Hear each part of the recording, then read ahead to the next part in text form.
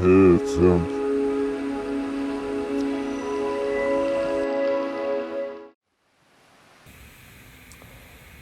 It's a nice day.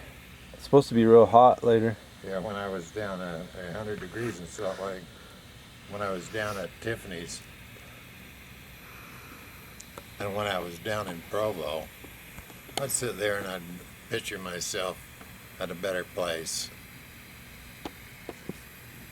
Look at this lawn, a manicured, well, Perfectly manicured lawns. beautiful neighborhood, mansions everywhere. Some of the prettiest houses probably in Utah. Yeah. That one there is a multi-million-dollar place right next door, where the guy that founded Adobe, one of the houses he owns, he used to live in. And you know, when I was down there, I was thinking, picture myself in a much better place. I'm there, Yeah. and this is a very beautiful place. And the people, you couldn't ask for better people. Yeah. There's Real honest, hardworking. Yeah, they're straight shooters. These people up here, they aren't here by accident. They're here because they're exceptional, all of them. Yeah. So there's a little magic there. Yeah, it is interesting to think about, because you went from your mom's to that Days Inn, which was, subpar, but it was decent. And then you went to that crack motel. That was pretty bad. People dealing drugs, a couple steps from your door. Somebody down a few doors OD'd. Yeah, police were there every other day. And then you end up... That was where the Mormon church wanted to send me. Right. They said it was, remember, it's kind of seedy, that was the place. There was cockroaches running up the wall. That's what he all said. the time I knew I'd get to a nicer place He said it was kind of seedy. where to show a little respect for myself, and I'm there now. Yeah, and then Tiffany's was like the belly of the beast. And then at the end of it, though, like you said, you're in a nice, real pretty neighborhood. Got a nice room, TV, bathroom right there. You can't beat that. No, it's pretty nice. My big TV, thanks to you, is up and working just fine. And when I was down at Tiffany's, I had an epiphany at Tiffany's. And I was laying on the couch, and I was able to see myself. I've had a lot of attention on leaving this universe. I was able to see myself separate from the physical nature of this universe. This whole universe is based on it gets started, it runs on a while, and everything dies. And everything that's around us right now was not that long ago part of a supernova that exploded. All the minerals, the materials, everything, iron, gold, silver, everything, all life came out of that location. But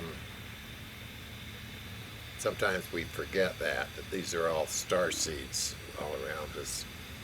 But I was there, and I was strangely enough, for the first time in my life, I was able to actually see myself separate from this universe, 100%, separate from the identity and the existence. Wow. And that gave me the opportunity to compare the mortal with the immortal. And I could see that, and I can say this, I had words for it. The words to describe it came to me, and what I can say is this body and the identity, personality, could be called a film, like a film on a glass, or a film that you photograph, something like that. And when you pass away, it dissolves, and then it completely is reabsorbed by the immortal. to the point of nothing. It's almost as if it was insignificant and didn't matter. But the nature of the immortal, the nature of the immortal is pretty astounding, because what you have is you have virtually everything in this physical universe dies, all of it. The bricks on the walls, you know, it doesn't matter what it is, the bugs, the stars will all grow old and die, explode into supernovas and die. Everything dies in this universe. An immortal doesn't. Immortal is before any time could even be considered, during any time it could be considered, and after any time it could be considered. That's the immortal. Now the question is what's the power of the immortal versus the nature of this universe? Well, the immortal is so far. We get these things about Superman and the Hulk and all these superhuman Iron Man and all these super things. They don't even scratch the surface as to the actual power of the immortal. The immortal is so amazing. It's almost where people get it wrong. They say, "Oh well, this immortal is like it's an energy." It is not an energy. What is it? It's more a better word that to describe it would be potential. It has unlimited potential because it's beyond anything physical. Unlimited potential. Unlimited potential. So that's why it's what it is. And you say, well, how come we don't manifest it here?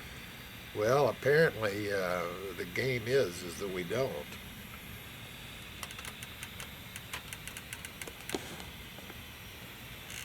Some probably a little more than others, Tesla and Einstein perhaps. But as a rule, we don't.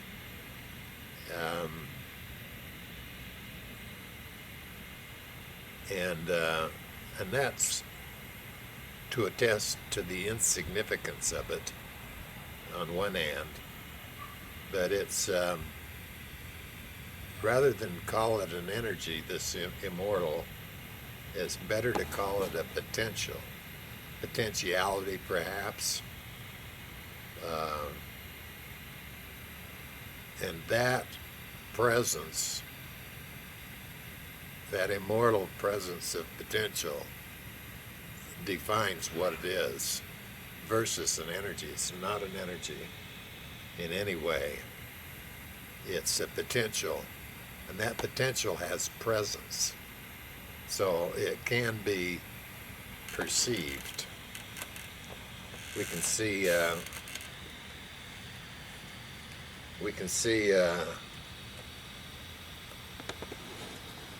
it can be seen. You say, well, would that be the aura? Not necessarily, but it's